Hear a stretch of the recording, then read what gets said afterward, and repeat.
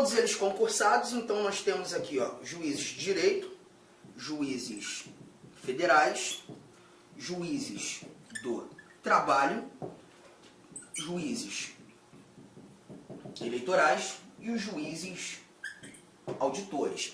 Nós falaremos mais sobre os juízes eleitorais e os juízes auditores, que são os juízes militares que atuam na Justiça Militar Federal no momento oportuno. Não agora, legal? Bom, mas uma coisa eu preciso te dizer. Todos eles fizeram um concurso público de provas e títulos. Nós comentamos, né? Esses juízes eleitorais, eles atuam numa justiça que a demanda de processos é muito menor. E por ser uma demanda pequena, nós não temos um quadro próprio de magistrados na justiça eleitoral. Não temos. Vimos, inclusive, que nos TREs nós temos empréstimos, né? Desembargadores de TJs do Estado acumulando atividade ali, juízes de primeira instância, juízes de direito, exercendo jurisdição no TRE, todos eles são emprestados. Todos esses juízes eleitorais, que são os juízes de primeira instância, eles são juízes de direito. Esses juízes de direito cumulam atividade, por isso não temos um quadro próprio de magistrados aqui, ou um concurso público específico para fazer de alguém juiz eleitoral. Tranquilo? Firmeza, né? Legal. E o juiz auditor é concursado, mas a Justiça Militar Federal traz uma estrutura bem peculiar. Realmente a gente precisa falar mais e totalmente no momento posterior. Mas, se aqui nós temos quadro próprio de magistrados na Justiça Estadual, na Justiça Federal e na Justiça do Trabalho, nós veremos promoções fazendo desses juízes novos desembargadores. E aí a gente precisa respeitar aquele quinto constitucional. Para o esquema ficar lindão, a gente faz aqui os retângulos justamente para simbolizar os nossos tribunais de segunda instância. Nesses retângulos, eu quebro aqui os meus 5 quadrados. Os meus 5 quadrados tá aqui no esquema. 1, 2, 3, 4, 5. E já vou fazer um detalhe interessante aqui para facilitar a sua visão. 4/5 desses tribunais, 4/5 desses tribunais serão juízes de primeiro grau promovidos. 4/5, respeitando a proporcionalidade do quinto constitucional. Olha essa galera que sobe aqui, ó. Juízes de direito chegando aos TJs, juízes federais chegando aos TRFs, juízes trabalhistas chegando aos TRTs.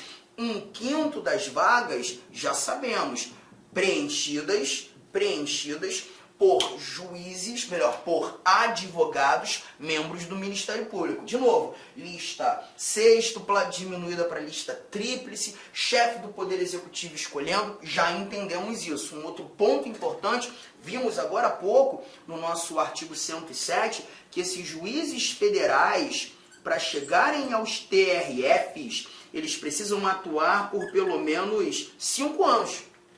Eles precisam atuar por pelo menos 5 anos na primeira instância. Então perceba, você é o juiz federal, fez aquele concurso público de provas e títulos, um verdadeiro fenômeno na Justiça Federal. 1 ano você já é promovido de entrância para entrância. Mais 1 ano promovido para entrância especial. Você já está no topo da primeira instância, aqui ó, no topo.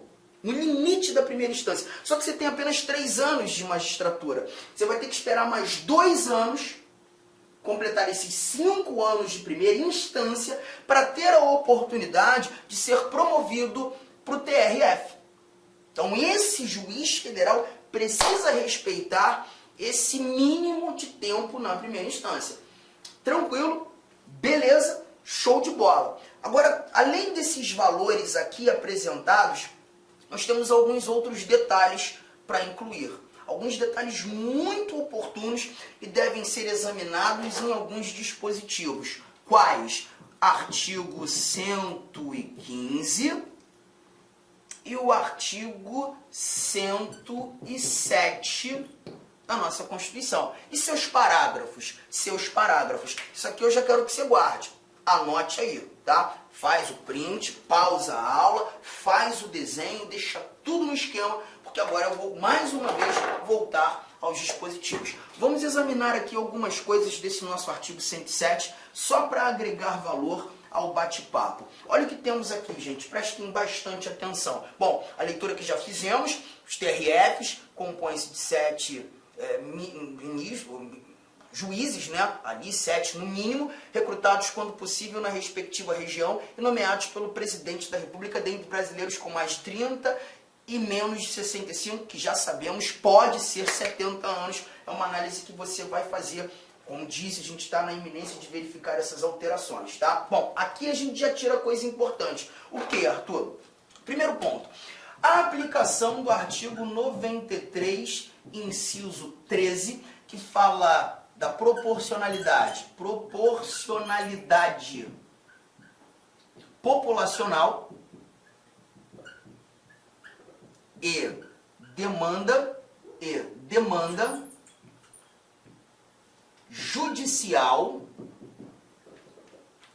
para aqueles juízes, vou botar até juízes aqui, né? Para aqueles juízes de primeiro grau ou primeira instância. O que significa isso? Aqueles juízes de direito, juízes federais, juízes do trabalho, estão na nossa primeira instância, nos estados. Gente, nós não temos um número pré-determinado ou taxativo de magistrados que atuarão nesse primeiro grau. Nós não temos um número pré-determinado. A quantidade de juízes de direito, de juízes federais, de juízes do trabalho que nós teremos nas várias unidades jurisdicionais será proporcional à efetiva quantidade populacional e à demanda processual que aquele ambiente apresenta. Então pode ser que num determinado estado você tenha muito mais juízes federais do que num outro. Pode ser que num determinado estado você tenha muito mais juízes trabalhistas do que num outro. Não há um quantitativo pré-determinado. Mas olha que barato. Na segunda instância aqui, você anotou, você viu TJs, você viu TRFs, você viu TRTs. Sabemos, inclusive, da existência dos TREs. Então, eu quero que você coloque mais uma observação. Em se tratando de tribunais regionais, se o tribunal carrega no nome a palavra regional, você vai lembrar do número 7. Sempre número 7. Leu que o tribunal é regional, lembre-se do número 7. Arthur, não entendi. Isso aqui, ó. TRFs. Lembra de qual número? 7. Mas aí você vai levar em consideração que, perceba, eu só tenho 5 TRFs no Brasil. Todos esses TRFs cuidam de mais de um estado. Por exemplo, o TRF tem sede na capital de São Paulo, ele cuida de todo o estado de São Paulo, mas também cuida do Mato Grosso do Sul. Será que 7 desembargadores, como a Constituição disse, 7 juízes, seria o suficiente para cuidar de toda a demanda processual desses dois estados? Acredito que não. Gente, o TRF que tem sede na capital federal, ele cuida dos estados do Centro-Oeste, exceto o Mato Grosso do Sul, cuida dos estados do Norte, cuida de Minas, cuida de gente pra caramba. Será que 7 ali é o suficiente? Não. Então o nosso constituinte, ele estabeleceu o número 7, porque é um número que lembra dos aos tribunais regionais, mas eu tenho no mínimo 7. Posso ter mais, posso ter 21, posso ter 39, mas no mínimo 7. TRTs, TRT a mesma coisa. Só para você ter ideia, a demanda de processos trabalhistas em São Paulo é enorme. Tanto é que em São Paulo você tem 2 TRTs, um com sede na capital e um ali com sede em Campinas. E há uma divisão jurisdicional, uma divisão de competências entre esses 2 tribunais regionais. Isso já mostra que a demanda é enorme. Então 7 não vai ser suficiente muitas vezes, no mínimo 7. Então pode ser que um TRT tenha muito mais de 7, só não pode ter menos de 7. Agora, o próximo TRE. E quando nós falamos de TRE, de novo, uma justiça que não possui um quadro próprio de magistrados, uma justiça cuja demanda processual ela é inferior frente às demais justiças. Então eu não tenho a necessidade aqui de encontrar no mínimo 7. São taxativamente 7. Taxativamente 7. Legal? Tranquilo? Então essas informações elas são importantes, tá? Que aqui a gente está tratando de questão estrutural, questão de composição, mas ainda assim, relacionando essas questões estruturais, eu ainda tenho mais coisa para te mostrar. Mais coisa? Sim, tenho mais coisa para te mostrar. Olha aqui, ó. Olha o que nós encontramos no artigo, de novo, 107. Isso aqui tem que ser printado, tá? Já printou? Já fez mais essa anotação? Temos mais uma coisa interessante. Bora lá. Olha o que nós encontramos aqui. Olha o que nós encontramos aqui. Os tribunais regionais federais, os TRFs, compõem-se de, no mínimo, 7 juízes, recrutados, quando possível, na respectiva região e nomeados pelo presidente da República. Deixa eu só fazer um comentário sobre essa terminologia utilizada, 7 juízes. Você está percebendo que a Constituição ela não chama de desembargadores, chama de juízes. E quando falando juízes, isso pode gerar um certo incômodo para alguns. Na primeira instância são juízes, juízes federais. Na segunda instância a Constituição também chama de juízes, sim, mas chama de juízes do TRF. Esse complemento, juízes federais, juízes do TRF, te mostram quem é quem. Juízes federais, primeira instância, juízes do TRF, segunda instância. Então não haverá nenhum tipo de problema. Não haverá nenhum tipo de problema. Legal? Bora mais. Aqui nós vimos as composições, não preciso repetir, e chegamos aos parágrafos. A lei disciplinará a remoção ou a permuta de juízes dos tribunais regionais federais e determinará sua jurisdição e sede. Lei federal estabelece jurisdição dos TRFs. Aquele TRF sediado em uma determinada capital de estado cuida desses demais estados. Sede, está lá na capital. E além disso, também trata de uma eventual possibilidade de permuta ou remoção. Então quer dizer que um desembargador, um juiz do TRF primeira região, pode permutar com o juiz do TRF da quarta região? Sim, porque é Justiça Federal. Essa permuta pode acontecer. Isso deve ser previsto em lei. Parágrafo 2º. Os tribunais regionais federais instalarão a justiça itinerante com a realização de audiências e demais funções da atividade jurisdicional nos limites territoriais da respectiva jurisdição, prevista em lei, servindo-se de equipamentos públicos e comunitários. O que é isso, justiça itinerante? A justiça itinerante, gente, é justamente buscar levar a atuação do judiciário para muitas vezes para o interior, para onde nós não temos aquela estrutura física que comporte efetivamente juízos. E aí muitas vezes um ônibus do Poder Judiciário estará naquela determinada região, estará naquela determinada localidade. Dentro desse ônibus nós teremos sala de audiência e ali nós teremos sim a atividade jurisdicional sendo executada. A justiça itinerante, levando o judiciário a todos os jurisdicionados daquela região. Isso aqui você não vai verificar apenas na Justiça Federal, não. Na Justiça Estadual também você terá, na Justiça Trabalhista você também terá. É porque eu busquei separar num primeiro momento a leitura do artigo 107. Legal? Tranquilo? E aí chegamos ao nosso parágrafo 3º, importantíssimo. Olha o que encontramos aqui. Os tribunais regionais federais poderão funcionar descentralizadamente, constituindo câmaras regionais, a fim de assegurar o pleno acesso do jurisdicionado à justiça em todas as fases do processo. Ixi, isso eu não entendi. Isso aqui a gente vai ter que desenvolver alguns desenhos, tá? Olha aqui o nosso TRF. Vou até desenhar o TRF quarta região. Vamos imaginar esse TRF aqui, aqueles quadrados, lembra? Os órgãos fracionários, as turmas recursais, tá aqui. Esses times de desembargadores que nós encontramos no TRF. Por que quarta região? Porque aí eu vou desenhar os três estados do Sul. Os 3 estados do Sul. Né? Ontem, inclusive, uma aluna minha, lá do Rio Grande do Sul, me mandou mensagem dizendo assim, gente, eu estudo muito pela LAC, lá de Porto Alegre, né?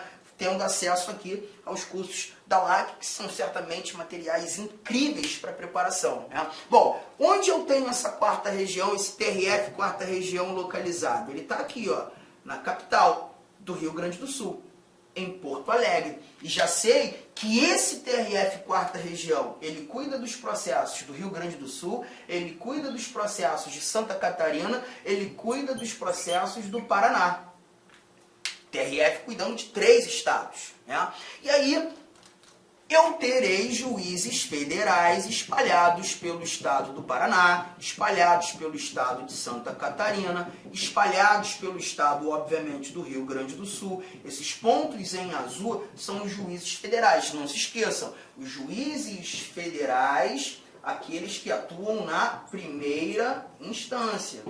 Legal? Tranquilo? Então, perceba, vamos imaginar que um carinha aqui, ó, do noroeste do Paraná esteja encarando uma demanda na Justiça Federal, primeira instância. Eu tenho um juiz federal lá no Paraná. Tá aqui, ó, o nosso juiz federal do Paraná. Mas se ele tiver que recorrer dessa decisão proferida monocraticamente pelo juiz federal, inevitavelmente ele vai ter que vir aqui para o Rio Grande do Sul. Inevitavelmente ele tem que vir para Porto Alegre. Aí você começa a se questionar, dizendo, caramba, Arthur, e se ele não tiver condições? Se ele não tiver condições financeiras de partir para o Rio Grande do Sul? Porque nessa brincadeira aqui nós temos uma quantidade maneira de quilômetros, né? Sei lá, mais de 1000 quilômetros aí, ele vai ter que desenvolver de viagem para chegar no Rio Grande do Sul. A passagem aérea tá cara a beça. Aí aparece esse parágrafo 3º te dizendo que os tribunais regionais federais poderão funcionar descentralizadamente. Mas cuidado com essa locução verbal. Poderão funcionar descentralizadamente. E quando eu leio poderão funcionar, não é uma obrigação, é uma possibilidade. Arthur, mas descentralizadamente, como assim? Constituindo câmaras regionais, e você precisa lembrar que essas câmaras são as turmas recursais, constituindo câmaras recursais, ou melhor, câmaras regionais, aqui, ó, a fim de assegurar o pleno acesso do jurisdicionado à justiça em todas as fases do processo. O que eu quero te mostrar é que esse TRF, ele pode funcionar descentralizadamente. Você vai ter um pedaço do TRF 4ª Região, um pedaço desse órgão de segunda instância lá no Paraná, um pedaço desse órgão de segunda instância aqui em Santa Catarina, justamente para que esse indivíduo que está no noroeste do Paraná, quando da necessidade de se utilizar da segunda instância, não tenha que percorrer todo o território do Paraná, passar por toda Santa Catarina e chegar em Porto Alegre. Não, ele tem um pedaço da segunda instância próximo dele. Porque esse tribunal, ele funciona descentralizadamente. De novo, é uma possibilidade prevista na Constituição. Tudo bem, gente? Tranquilo? Ficou claro isso aqui?